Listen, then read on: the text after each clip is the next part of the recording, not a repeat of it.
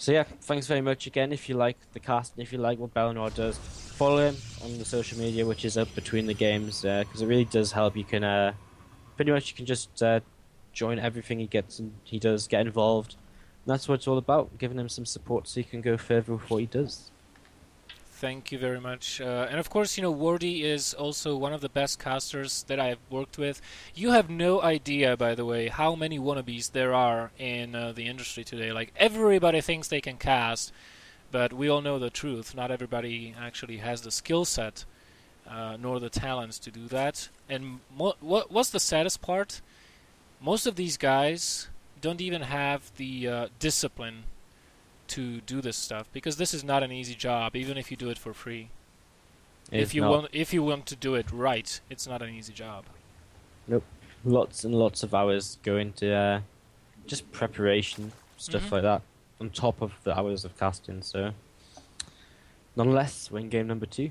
So, once again, take us away. We're on Metropolis. And in the bottom location here, we do have Matt, just opening up with the pool first, of course. Standard timing for him, wearing green colors, playing the Zerg from Czech Republic, looking to equalize the series after a very disappointing game 1, where he was constantly under pressure, I have to say. Yeah, he was under a lot of pressure. And again, I really think he would have died if JackO just didn't make DTs. So we can't tell that for sure, though, but I don't know. In the top position, our Purple Protoss player JackO, who is enjoying his DTs today. So, yeah, I really think like JackO's a really good player, man. But his PVZ, I just genuinely again and again, I don't understand what he keeps trying to do in it. Like to me, I don't want to sound harsh, but every time I watch, I just think like he's just missing some of the kind of fundamentals to the game, and that's not meant to be an insult. It's just feels to me like he could do so much more if he maybe just studied it a little bit harder, and just made some slightly better calls.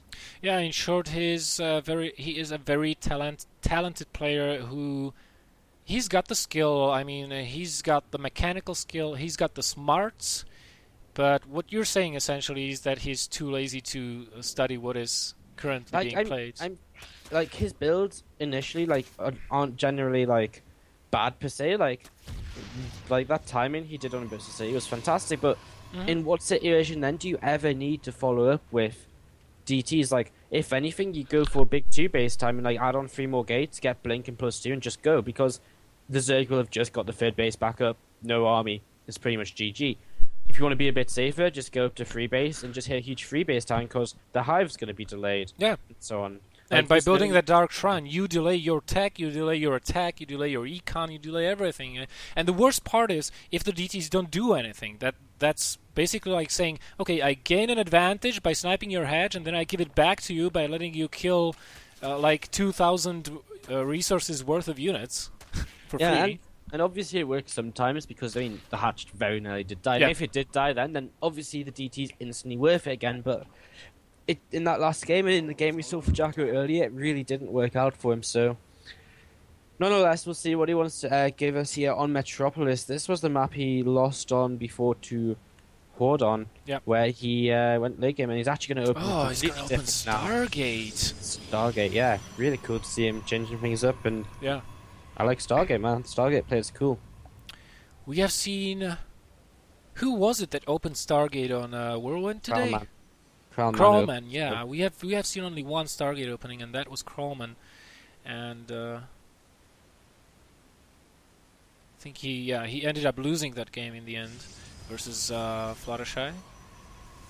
So let's see if this Overlord, man, this second Overlord, he sees it. He knows what's up. He didn't click on it. He didn't click on it, but I think buildings have different sizes, and a robo is a little bit smaller, and there's no. Is it really?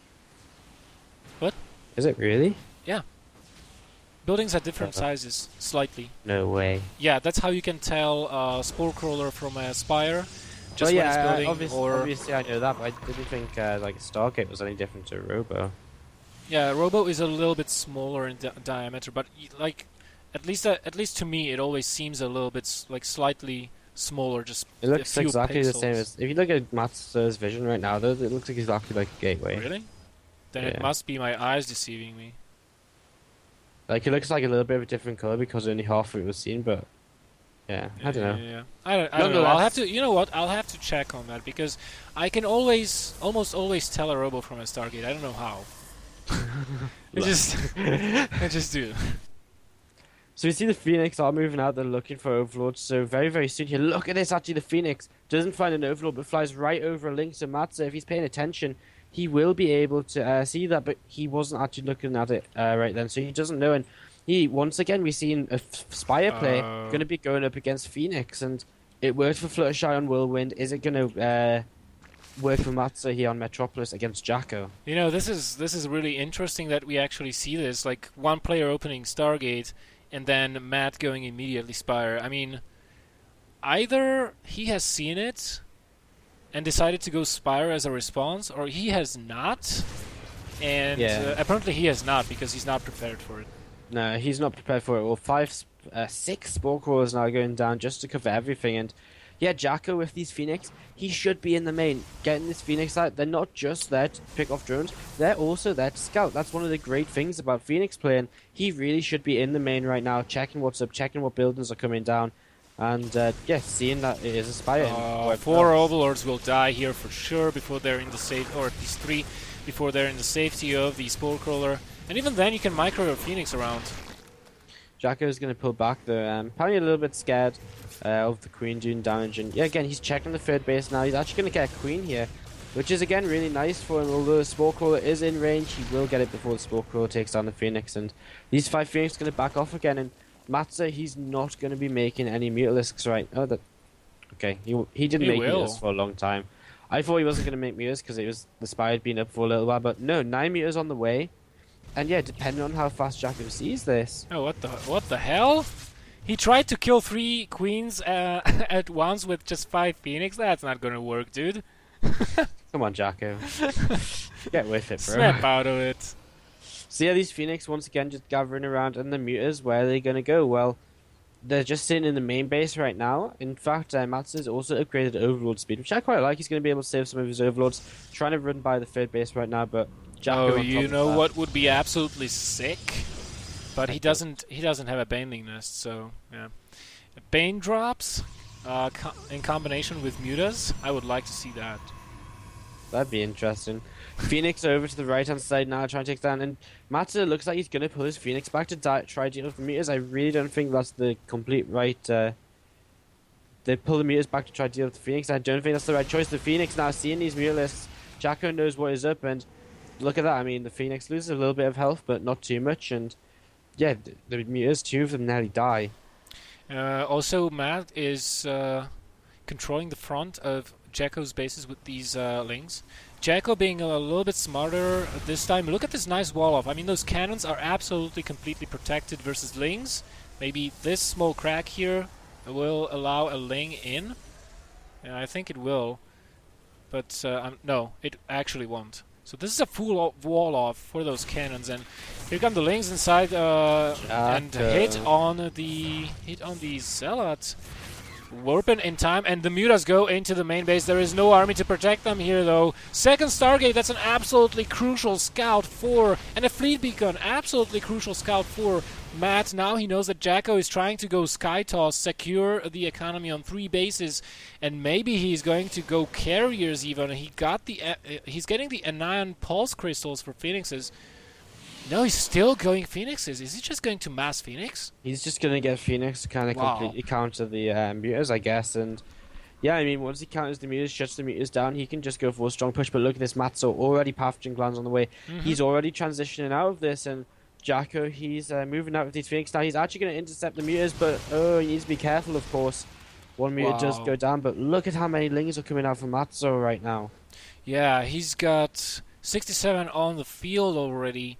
A hive is started as well, and it will be just only a couple of seconds before infestors start coming out. Now, the problem with going mass Phoenix is one fungal, you're dead, and you just look how many he's got. He's got 9 Phoenixes. Oh, the Mutas are just running in here with all the lings. The force fields are good, but there's no anti-air for JackO apart from the Phoenix, and the ground army is pretty much all dead already, so the Lings are going to be able to do so much damage here. The Mutas going to obviously try and kill the Phoenix, but there's no doubt about it. The third base is definitely going to die. And when these Mutas die, like, great, I killed the Mutas, but now he's got Phoenix, which actually pretty useless. He's actually saving his... he's lifting them Zerglings, man. I don't think it's going to be is enough. He really gonna get it?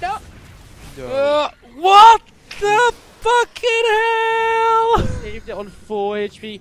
Corona boosted it immediately, not only to get his workers back up fast, but also to regen the shield, so it has a slightly better chance of surviving wave number 2. JackO needs some more gateway units right now. The Phoenix are moving across the map to maybe kill a lot of drones, but right now he's in a lot of trouble. Oh man, that Nexus will fall. And yeah, maTTzour should be able to get this Nexus. And the fall-off at the main isn't complete. JackO opening zealots in his main right now, but well, he really wants to end that Nexus, and the Lings get in. It goes down. Nexus goes down. JackO cleaned up the Lings in his main base at least. There's a couple that is natural. And these Phoenix still moving around. Corruptor's now on the way out. And, you know, Phoenix might be able to do something about that. They're actually going to pick off another Queen here. And they're going to try and pick off Overlords, but, yeah, the Corruptors are now, and Phoenix going to have to turn around almost immediately. And JackO is in a lot of trouble now. maTTzour, he's got the economy. He's got 4 bases. Matt playing so well, even transfusing one of the Corruptors, or 2 of them when they got low on health because of the Phoenix firepower. How are we doing on the upgrades on the Phoenix? 1 attack, 1 shields, and still he's trying to pick at those Phoenixes. I killed a couple of them, but Carrier just popped out for JackO as natural, and yeah, JackO's actually still got a supply lead here, and mostly because maTTzour's just kind of gassed off. He needs to mine his gas at his 4th base a lot sooner than he already is doing, so a little bit sad not to have seen him get that up a lot faster, especially because he opened Mutas. I mean, he had so much early game map control of them, or sorry, not early game, but mid game. Oh, huge fungal going down on the Phoenix, and that allows the Corruptors coming in and pick up most of them. Lifting the Infestors up, another fungal. I mean, those Phoenixes are losing health rapidly here, but that's all of the energy that there was on those Infestors. Not that it matters, because those Phoenixes most probably are going to die. Yep, the Phoenixes don't look in too good shape, and maTTzour now starting to take a supply lead. As I was just saying before, he really should have had a 4th base up a lot sooner, considering he opened Mutas. Not only him, also JackO should be looking to take a very quick 4th. Yeah, I mean, considering JackO you needs lost to a 3rd soon. base and a ton of probes, just get back into the game and double expand. But yeah, he needs to do something right now. He's going to block these Lings off at the front of his base for a little bit here. And yeah, he's actually going to do quite a good job them Lings on complete move command, and they're all just going to die, so... But, yeah, I mean... Oh, the Lings do get in, actually. Yeah, the Lings get in, only 3 of them, and there's actually already Zealots there in the main base, so... Not going to do too much. JackO's starting to build up this carrier army. He's going to start moving towards his 4th base as well, so... This game's definitely not over. The supplies are quite even, and JackO's going to take 4th base just after Matt takes his 5th, so... It's going to go into kind of a mass air war if this continues for much longer. Classic Metropolis game. The issue is, though, maTTzour, I think instead of Corruptors, he should maybe just invest more Infestors, because... actually, what I think, I'm not sure anymore. I think like one of the best responses to late game air toss that I've seen that is really difficult to beat for a Protoss is just like take all the bases and then you mass spores. Exactly what Matt is about to do right here. You mass spores at your front, like really massive amounts of spores, and you keep your Infestors alive. And every time the Protoss attacks, you fungal the Interceptors or whatever is close enough. So actually the best composition JackO could be going for here, if he's trying to go for late game Sky Toss, is Carrier, couple of Void Rays, and then High Templars are on the ground for storming infested Terrans and feedbacking Infestors. But engaging with this army into the Zerg territory is really damn hard. Trust me. Yeah, definitely, and yeah, maTTzour, he's just going to continue producing some Brutals here again, some more Corruptors up, and also adding on some Infestors too. Even making some Baners. I'm not sure about how useful they're really going to be at this point in the game, but we'll see. Other than that, though, I mean, JackO's 4th base is halfway done, and he's got an Observer. He spots the 5th base of his opponent, and maybe with his Robo facility, which I'm pretty sure he got one of some point. Yeah, he just maybe could start investing in some kind of Warp Prism harass. That that could also be, you know, a viable option on how to slow the Zerg down. But at this point, we have actually only 62 drones, but that is because Matt is just mass building spores everywhere. He needs to spread his creep though. He needs to creep everything up all the way to his 10 o'clock base, which is just under construction, is growing here. Because, you know, without that creep, you can't protect your bases, and it's just how it is. JackO securing his... Speaking of creep, look at this. It's all the way to base. JackO's 4th base. It's a little bit ridiculous. JackO should maybe think about trying to move... Just trying to clear that up a little bit. A lot of Lings once again coming up from maTTzour, but they're not going to be able to do anything at all at the 3rd, and they just get annihilated as they run in. But that doesn't matter. He's just cleaning up a little bit of supply here, a little bit of supply there. For Corruptors mostly, and JackO moving up the map with some Zealots. Interestingly enough, Matt is incorporating Banelings into his composition for whatever reason. I mean, eventually JackO will try to trade all of his ground army supply for air army supply, so why would you invest in Banelings? Yeah, invest into Banelings? That's a little bit... That's nice. I mentioned that just a little bit before, just saying, like, what use are they really going to be? I mean, against this army, like, it shouldn't really ever work. And look at this, JackO's now... Actually, JackO's investing in Storm and Archons, which I think is a great accompaniment to his army, to the Sky Toss. Just because Storm's going to take out a lot of the kind of Lings and whatever. And also, the Storm on Corruptors and Broodlords is going to be very, very, very viable as well. So and on really on infested Terrans as well, because they definitely take down carriers down so fast when you have a lot of them. But we do have a mothership on the field as well.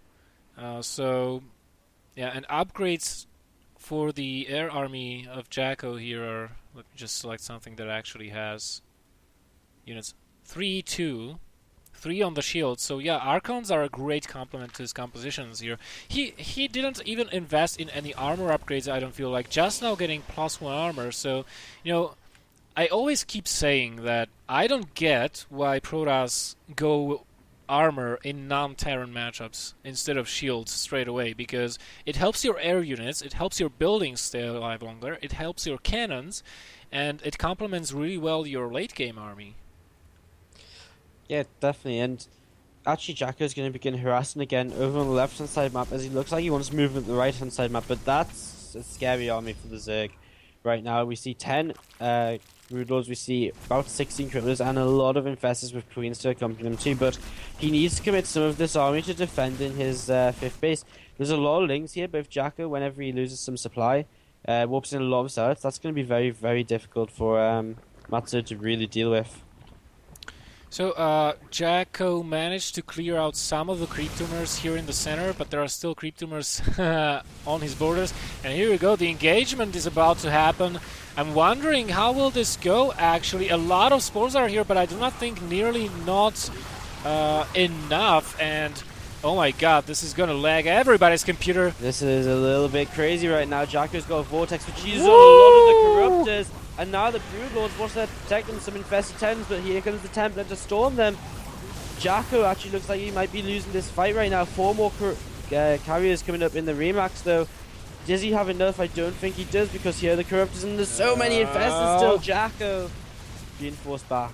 So much stuff. Transfusions going on the Corruptors as well. Parasites, everything. What the hell? So, yeah. Bravo, maTTzour! Oh my god, this was like, how often do you see cloaked Broodlords, ladies and gentlemen? Only on BelleNOiR TV stream. Oh my god. What's he even doing with the What? Wait, he's gonna mass recall into his territory, maybe? Yeah. He actually did it. What? This guy. What the hell? So yeah, and the Queen now in the 5th base of JackO. And, that was very, very amusing. Oh my goodness. And still having the mothership and the neuroparasite, not letting it go ever, and now it goes JackO down. has no detection apart from cannons, man. Oh my god. He had one observer on the map, but he must have got killed off, and yeah, he's got no detection. Yeah, finally the mothership will go down, sure, and look at this, Queen's just transfusing everything. Broodlords here, just going to end the day, and JackO can't do anything anymore. It's going to be GG from him, and we're going to be going into game number 3. Yeah, that warperism in the main of maTTzour never got a chance to even warp in one unit, I don't feel like. No, well, Stalker's blinking forward here, but it's just a death trap into that many Broodlords. And a lot of Infested Titans going down as well. And yeah, Corruptors are just going to chase down all the carriers and whatever else. And it's been GG for about a couple of minutes now, and we're just waiting for JackO to accept his fate and to tap out of game number 2. Wow, that I still can't get over that Mothership Neural Parasite. Like, he basically like, oh, that's your army? Give it to me. It was so unnecessary. JackO's throws out the GG. It looked a little bit scary there from us. His Broodlord's starting to die, but it's just not enough. He didn't have enough. JackO didn't have enough at all there, and maTTzour taking game number 2, making this a 3-game series here for the bronze match.